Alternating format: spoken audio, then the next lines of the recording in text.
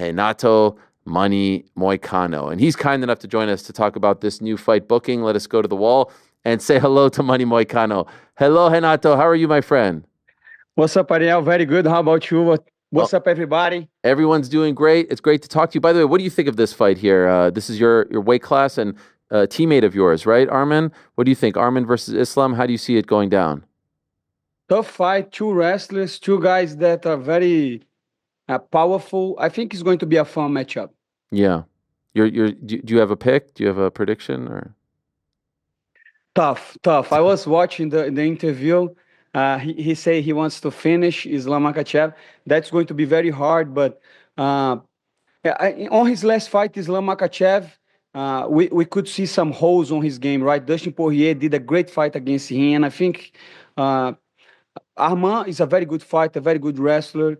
Uh, let's see. It's so tough to see where this fight is going because Makhachev is so good at wrestling, And I think Dustin he did good because he's a great boxer. So I don't know if Armen has the same level of boxing of Dustin Poirier. So that's why I'm not sure. But for sure it's going to be a fun matchup. Yeah. Do you train together at all at ATT or separate training?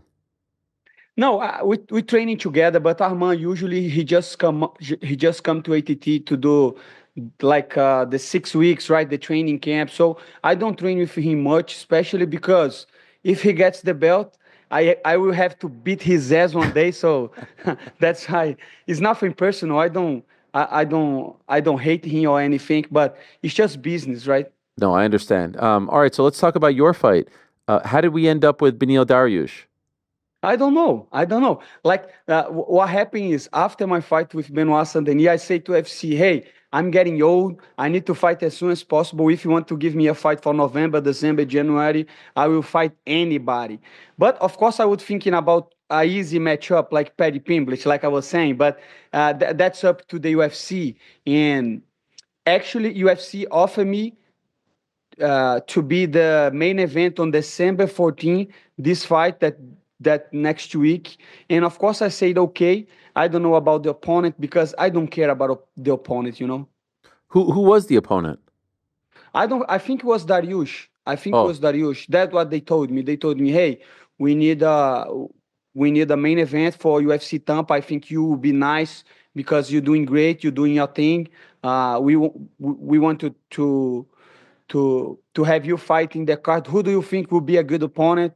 And I mentioned like a couple names, and they say, hey, these names they are all booked and stuff. Let's try to make the fight against Beneil Dariush or somebody else. And I say, okay, but I didn't have the response. And after a couple weeks, maybe a month, they offered me January 18, and that's it. I don't have too much time to lose. So Dariush, he's a tough fighter. That was not what I was expecting, and I don't think that it was what I deserved.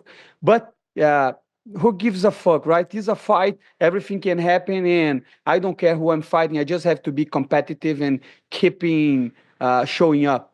if you had your top choice, would it have been Patty or someone else? Dan Hooker, easy money. I saw the show that he was talking about that, you know how it works, but it's not like that. If UFC offers me a fight like Dan Hooker or somebody on the top five, of course I would take.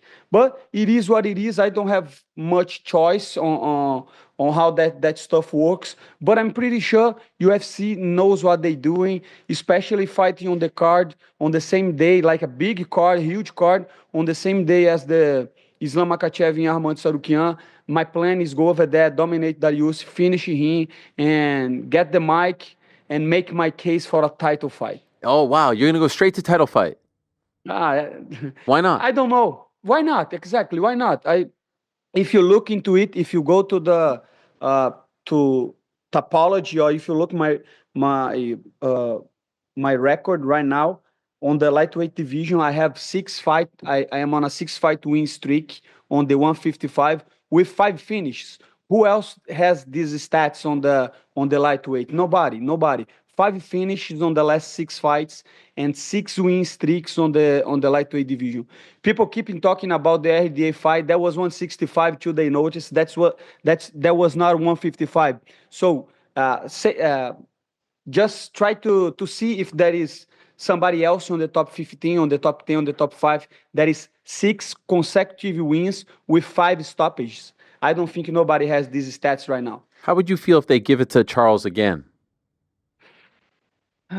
I would feel okay, because like I say, that's not my call, that's UFC. I just want to be active, but eventually I just have to keep winning, I just have to keep winning, doing my thing, and eventually I will have my chance for the belt. And if I don't, that's okay too. I'm making money, I'm being happy and I living my dream. It is what it is. I'm wondering also, yeah, was there any talk of the Paddy fight? That's the one that I want to see so badly. I feel like that could Of course. headline. Was there any talk of, like, were they considering it? Did they ask him? Was he unavailable? Or was there any talk of it? No, there was no talk about Paddy, and for a good reason. Have you heard about the rumors of Paddy Pimblett and Benoit Saint-Denis? Have you heard about that? That they'll fight each other? Yes. Have you heard about that? I have not, no. Yeah, so I don't know if it's official, but I saw on Twitter, maybe that could be some bullshit, like people just trying to spread that fight or stuff. But if they end up doing Paddy Pimblett versus Benoit Saint-Denis, it will be pretty clear why they didn't put me against Paddy Pimblett, right? Because possibly I beat Benoit Saint-Denis 10-7 on the first round. I just beat his ass. That's the truth. And then they're going to put him against Paddy. What that means? That means they know Moicano would destroy Paddy Pimblett. Yeah. Simple as that. Do you think that would be weird after 2 knockout losses or 2 finishes that they would then put him against Paddy? I think that makes sense. I think UFC they are very smart. They are very smart. If they do that, that's very smart because you get a guy like Benoit Saint-Denis that he's good. He is very good. He's very aggressive, and he was coming off five finishes, right? So he was very entertaining. But to do that, to put him against Dustin Poirier and then against Manny Moicano, that is just crazy. That is just too much. I don't think they are. I think UFC learn with their mistakes, and they're not gonna rush Paddy Pimblett like they did with Benoit Saint-Denis. So that's why they're giving him Benoit Saint-Denis, because if he beats Benoit Saint-Denis, he beats a solid guy, a good fighter, a guy that everybody recognizes as game. Everybody say he's game. And if he beats Paddy Pimblett, he gets all his hype, and he's European too. So we have to remember, UFC in France is still young. They want a star, We saw that with Cyril Gane too. Cyril Gane, his last fight, I think Volkov got robbed, but I'm not telling UFC has something to do with the referees or the judges, but they need somebody to represent MMA in France. And I think they know Cyril Gane is not the guy, so I think they are trying to save Benoit Saint-Denis all the time, because makes zero sense. You beat Frevola and then you fight Dustin Poirier. That makes zero sense. And then you lose to Dustin Poirier and you fight Manny Moicano, that is coming off several wins. And now he's fighting Paddy Pimblett. But if you see on the business perspective, this is very smart, because whoever wins gonna get all the other fighter hype. You mean that's Alexander Pimblett? Yeah, Alexander Pimblett. Paddy Volkov. Paddy Volkov. That was fun, Yeah, you were on. By the way, you were on fire on Saturday. Your tweets were incredible. Yeah, I don't know. I just like to watch fights. Before a fight, I'm a huge MMA fan. I like to watch the fights. I like to do predict video. If you like predictions video, go to my channel, moneymoicano.com. I do a lot of prediction video in MMA. I am a fan. I'm a true fan of MMA. So I'm really blessed to be able to do MMA and to go on Twitter and talk to people, go to YouTube and talk to people, and especially be here with you. That is a huge figure in MMA, and especially on social media about MMA. So I just enjoy, I'm just enjoying. You had a great one about them putting Movsar and Aljo on the prelim so we can watch Kron pull guard. Oh, there it is, right over there. I mean, yeah. What did you think of that? Man, the numbers speak for himself. 14K, you know why? Because people recognize that. People say, hey, this guy know what he's talking about, Like I say, before a fighter and before works for the UFC, I am a fan. And to have Evloev and Aljamain Sterling on the prelim card and Kron Gracie and Bryce Mitchell on the main card is just unbelievable. Because remember, I am a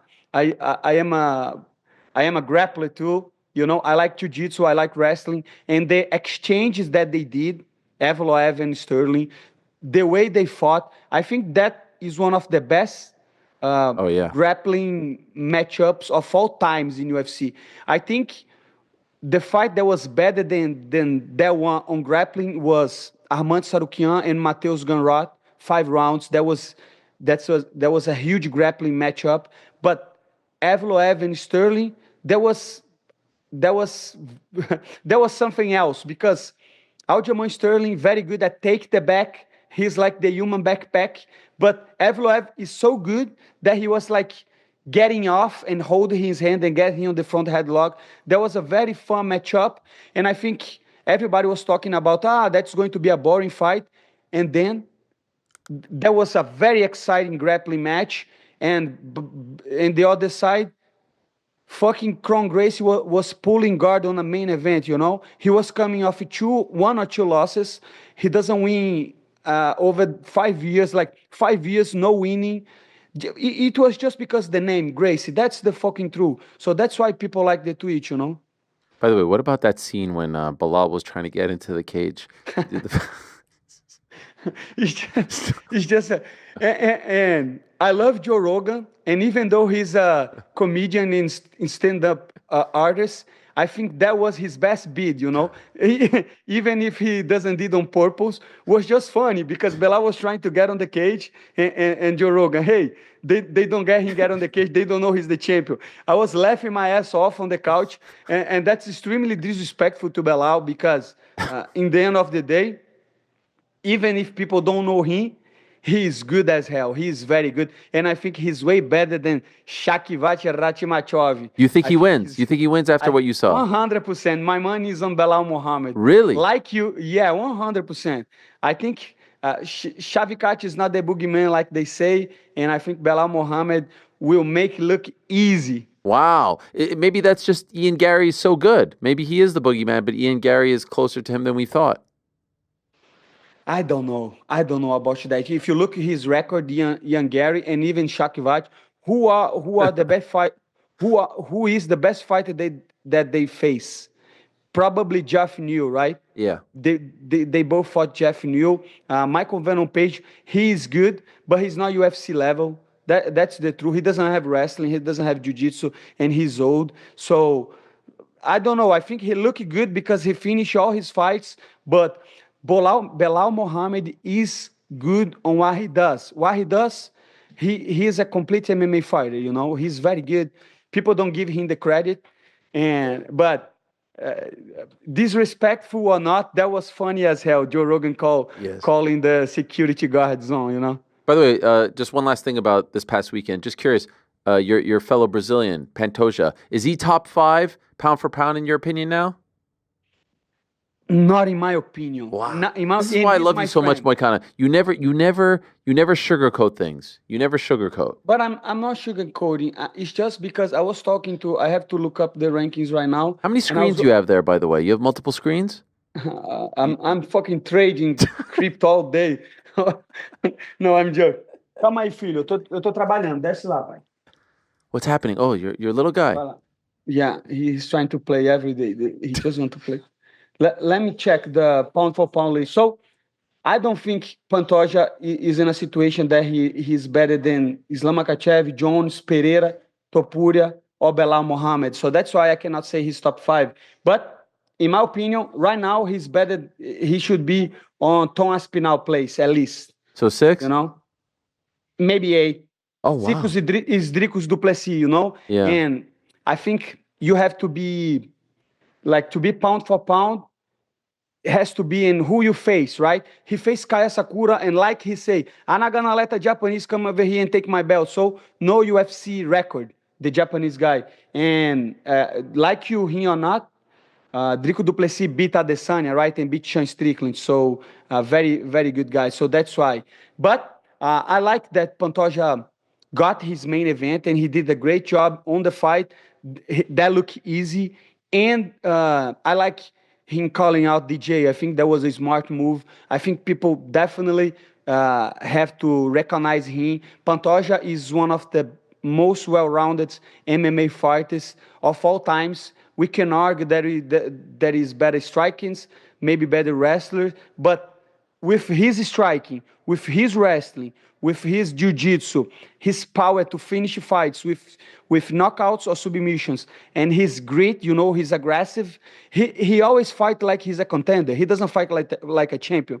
Tell me a champion that fight like Pantoja. So that's why I recognize him. Like couple defense, I think he's going to be on the top 5 and eventually even on the top 1. But right now, I think he still needs work to do, and it's not his fault. UFC needs to find contenders for him. I saw your boy Gilbert Burns was saying it's bullshit that he's number 9. He's upset. He thinks he should be higher. You saw No, that? Gilbert. No, I didn't see. The level of disrespect, better but not enough. Your thoughts? I don't know. Gilbert has his own thoughts about that one, especially because he's so close with Pantoja. They are very close. But I try to judge that like an MMA fan, not as a Pantoja friend. Yeah. So that's why I think it's very hard to have a conversation on MMA because it's so subjective. But it is what it is. Don't put me on okay, I'm sorry. bad spot. I'm sorry. Can I ask you about Beneil Dariush now? We go back to him. Yes. He hasn't won in a couple of years, but you look at the guys he lost to, Armen and Charles, like these are the top guys, right? And so where do you rate him right now? Do you subscribe to the idea that he's past his prime, or do you think it's just a matter of the fact that he lost to 2 of the top guys? Yeah, somebody on the Show Me the Money, the podcast, yes, shout out. My podcast with Burns and Maddie, they did a post, me very young and strong and him very old, right? They did the post, but I say to them, brother, we are at the same age. If you're calling him old, I'm old too, my brother. So I think we are in different moments on the career, So definitely he is top level, but I don't know if what is his reaction time, I don't know what he's doing with his training camp, with his recovery. I don't know. I'm feeling in my best. I'm 35, but I'm feeling good. And that's why I want to keep fighting, to take advantage of my prime right now. And to be completely honest with you, I'm not thinking too much about that. To me, even if I think he's not on his prime, I will train and prepare myself to the best version of Dariush because I know he lost a couple in a row, and now it's time to go for him. If he loses that one, he's going to be in a bad situation. And I have something to say. You will be in a bad situation because I'm not losing. I cannot afford to lose. January 18, I'm going over there and finish dominating and beating Beneil Dariush. And I don't care. I don't care if he's good, if he's bad, if he's in a good situation or a bad situation. I care about money, Moicano, and I want to win. By the way, it is unbelievable that you're the same age. He looks like he's like 10 years older than you. You calling him old? No, but it just looks, the white hair, I don't know. It's just something, I don't know. He looks a lot older than you. Yeah, that's true. No, that's what I say, I'm taking care of myself in the meaning that I'm not getting too much beat up on the training. And that's what I was asking. I don't know how he's training, if he's doing a lot of hard sparring, if he's recovering well. But to me, I got in a point that I know how much training I have to do. I have to focus a lot more on cardio, on drills. And of course, I spar once a week. Sometimes 2 times a week. But back in the day, when I was young, I was doing 3-4 rounds every week and just training too much. Now, let's fight on the fight night. I don't want to fight in the gym. I want to be healthy and strong so I can get to the fight healthy.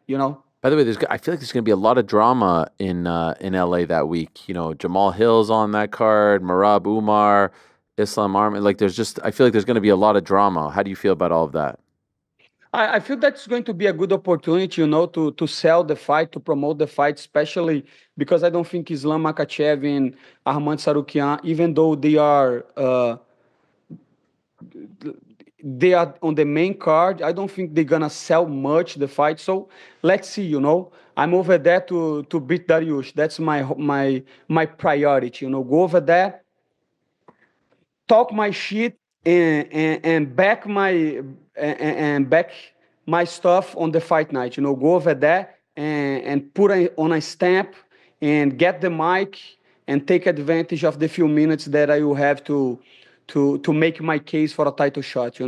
Because I feel like I was disrespectful I was disrespected on my last fight after a performance like that. Like I said the last time, imagine if I did that if Paddy Pimblett that did on the same night on BSD, he will be on 5 on top, And I want the same. I want to be on at least on the top 5 next on my next fight, so I can fight for the belt. Let's see what happens. That was an incredible fight. Obviously, the skills on the microphone after were incredible as well. And we have our awards coming up, and one of our awards is promo of the year, like someone on the microphone. And I feel like it's come down to you and Brian Battle from the same night. Why should you win and not him? He had a great moment.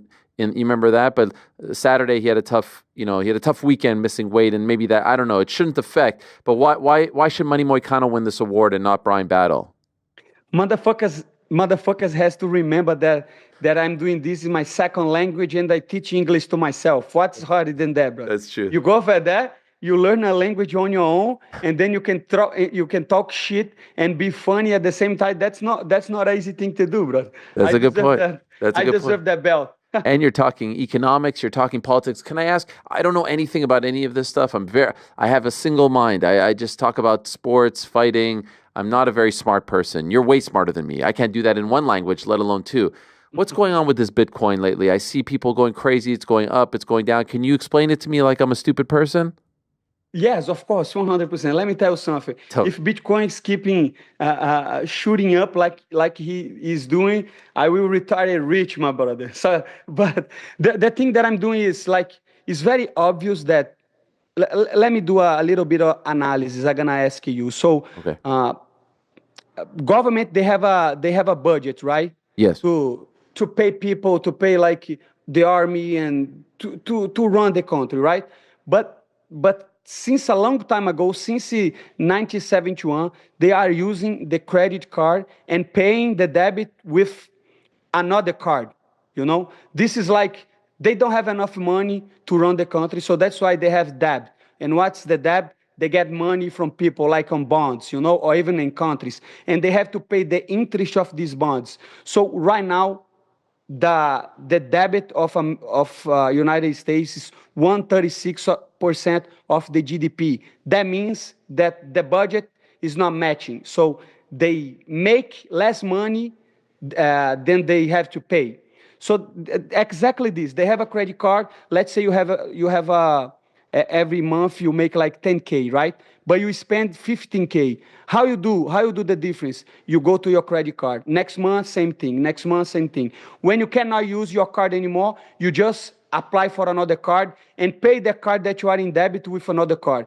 Of course, this is very simplistic, but like I say, I'm telling this on my second language. But the thing is, eventually, the government gonna run out of money, and that's why they lower the interest rates on September, because they cannot pay the interests of the debt right now. So they have to lower the interest so they can pay people that they lend money. What that means? That means possibly on the next years, we're going to have hyperinflation and inflation on the dollar. So that's why all the money is going to stocks, all the money is going to Bitcoin, all the money is going to houses. That's why we're supposed to have a crash, but the stock market keeps going up and up. This year, the stock market grows up 30%. That's unbelievable. I think 4 times on the last 100 years, the stock market grow like that. And at the same time, the GDP is not growing. So what is that? Speculation, because people that has money, they are putting money on the stocks, putting money on the house market, putting money on Bitcoin.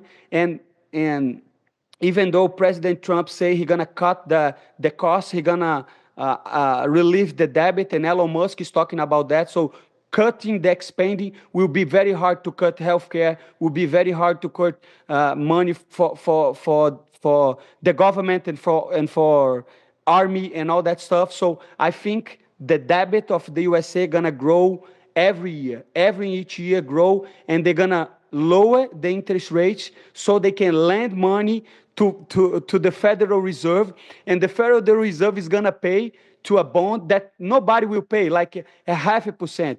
And that's how they print money, and that's why hyperinflation could be something that will happen on the next couple of years. And that's why I will invest heavily on stocks, on index funds, on Bitcoin, or even on properties. Because like I say, properties people cannot afford, but the prices are not going down. Why?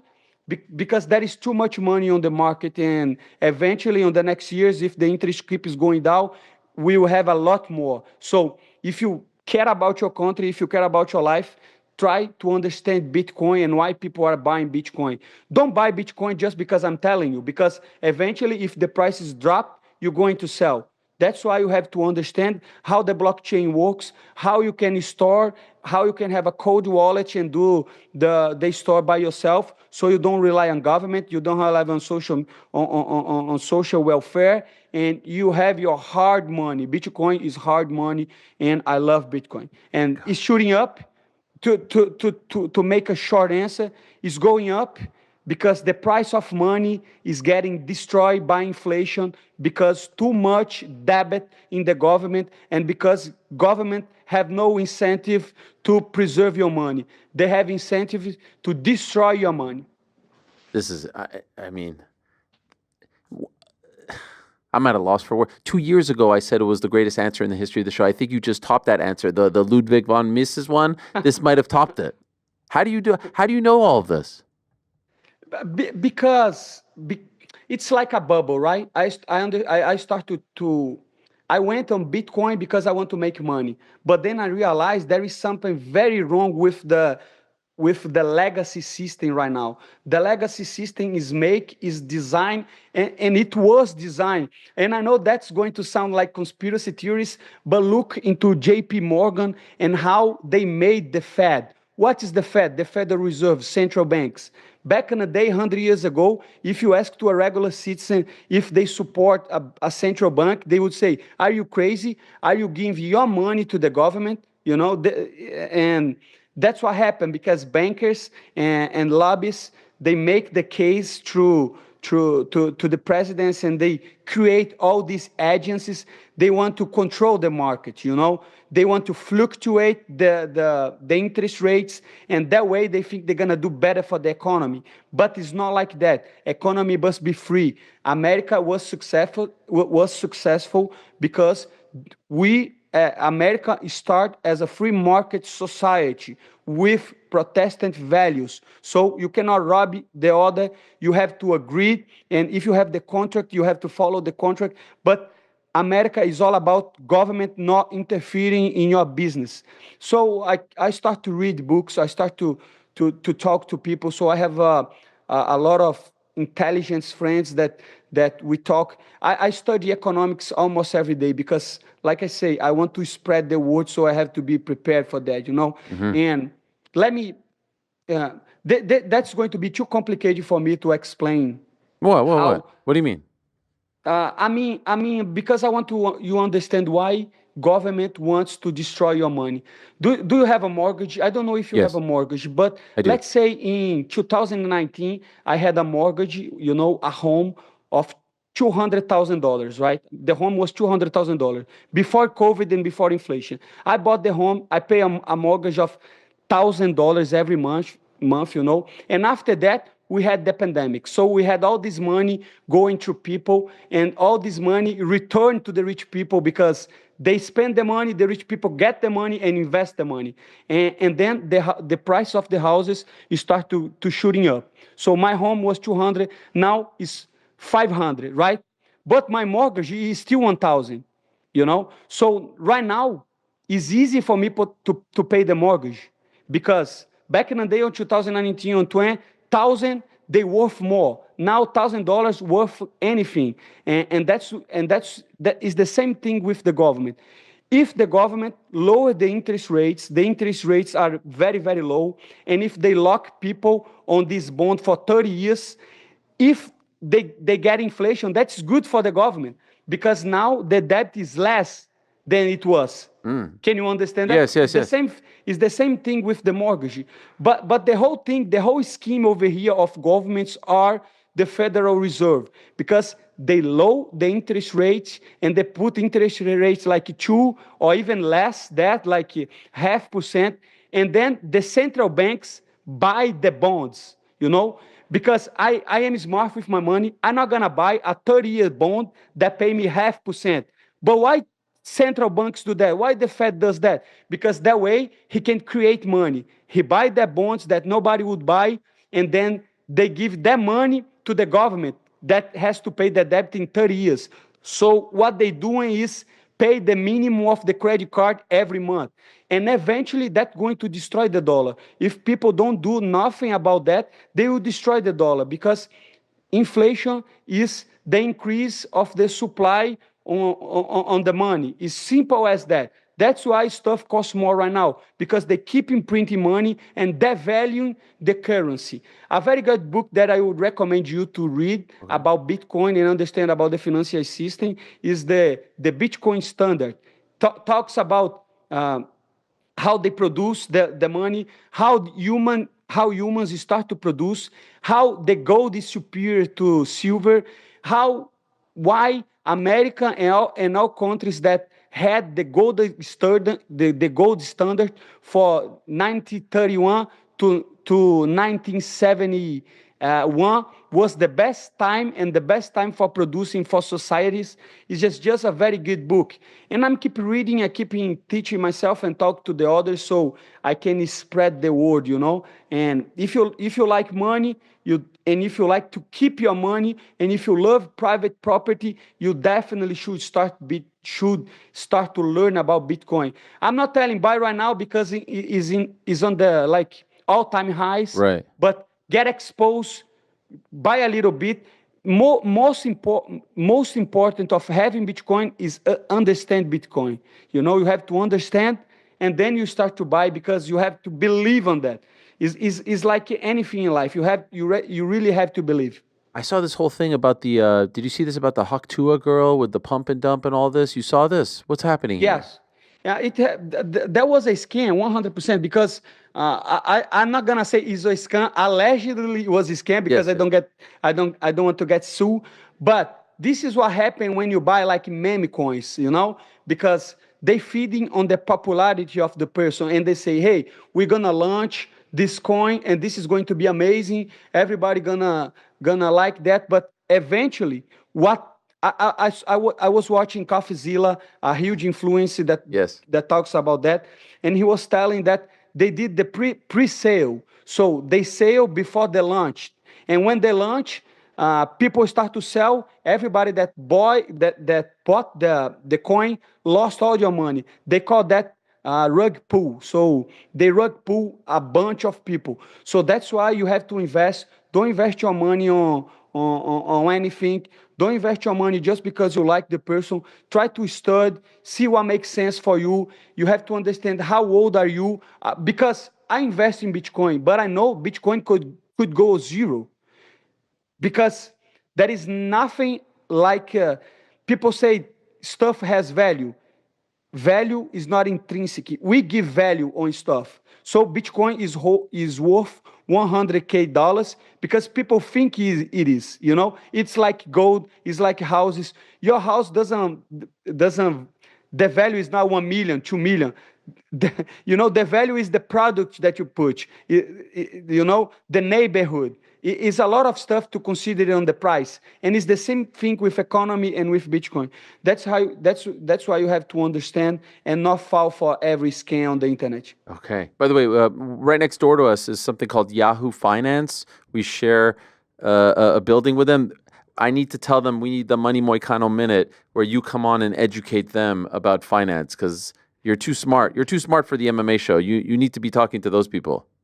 No, it's not even smart. I am not smart, but it's like the market. You know, what is the market? The free market should be you try. If you succeed, is good. It's just that I am trying to watch the reality. You know, I like the reality of things, and that's something that interests me, like private property. But the huge problem is economy is tied to politics. I don't like politics, but if they can devalue your money. This is about politics too. If they can lower and get the interest up, they change your life. The way you're going to buy a house, the way you save your money, and try to learn about that. The whole financial system right now, the way it was built, was just so people on the top they have more control of your money, and that's going to happen like us or not. Eventually, the dollar bill, we're just gonna have the digital currencies, and then when that happens, the government will control all the transactions, and it's going to be very hard to live and be self-sufficient if you don't have Bitcoin, if you don't have the hard money that cannot be produced and that cannot be stolen from you. Because even the digital dollars that you own in your bank, eventually they can tell you that you are a bandit, and they can lock your accounts and they can lock your money, just the way Trudeau did with the truckers in Canada, Oh right? yeah, They what a were mess. they are trying to protest, and they say, hey, get the money off this motherfucker. So with Bitcoin, if you have self custody, they cannot do that. So that's why I recommend Bitcoin, because it's something to protect yourself from the tyranny of the government. Yes, amen, amen. One last thing on, and then I'll let you go. It seems like yesterday Ilia Topuria did an interview saying he's going to move up to 155. That maybe he's done at 45. Let's see what happens. But how do you think he would fare in your weight class? To be honest, I think he would knock out a lot of people. He is Okay. very good. I think he is very good. But in, in my defense, I think I would finish him, because I'm not a striker, I'm a grappler. And if I get his back, I can finish him 100%. But if you try to strike against him, he is a solid striker. The fight against Max Holloway was just incredible. The guy is good. But to be honest, too, I think he's very small for the division. I don't know. I think he should stay on the 45. Maybe that's the move. You win and you say, "Hey, Ilya, you want to come up? Let me welcome you to 155." Easy money. I'm going to show you 155. Money Moicano, you are the man. Renato, you're such a joy to speak to. Really, I enjoy it so much. I love when you educate us, and I love how honest you are. Even talking about some things that maybe are uncomfortable with teammates, you always tell it like it is, and that's very, very impressive. So I urge everyone, once again, to go to moneymoicano.com, go to the YouTube channel, and also check out the Show Me the Money podcast that you're doing. You're doing a great job. Let me put some promo over here. Yeah, go ahead. If you want to support, if you want to support Money Moicano t-shirt, moneymoicano.com. I don't know if you can see, but that is a t-shirt over here. Next time that I have everything set up, I will ask you for permission You to can do whatever you want. some marketing over here to take advantage of your show and your audience. And thank you so much. If you like me, moneymoicano.com, buy some stuff, go to my YouTube channel. And I'm not trying to educate nobody. I'm not saying I am smart than anybody. I just do things for me. I believe, and if I'm wrong, future gonna tell. So it's not financial advice.